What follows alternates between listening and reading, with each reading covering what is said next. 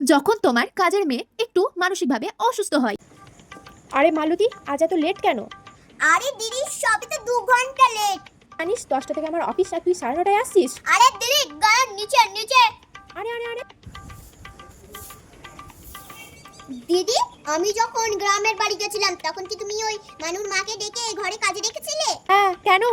ছি ছি ছি ছি, ঘরটা কি নোংরা দেখা, কত ধুলো। আর বোনকে বলতে পারতে, ও এসে সব কাজ করে দিত।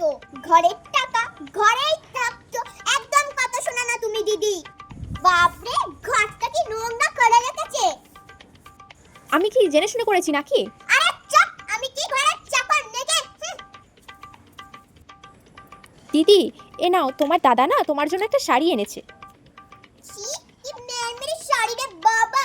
এই কম দামি শাড়ি না আমরা পরি না।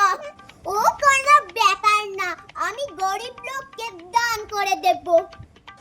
মালতী, হ্যাঁ দিদি, বলো। বাড়িতে না লোক এসেছে, তোকে আর 4টে বেশি রুটি বানিয়ে দিয়ে যেতে হবে।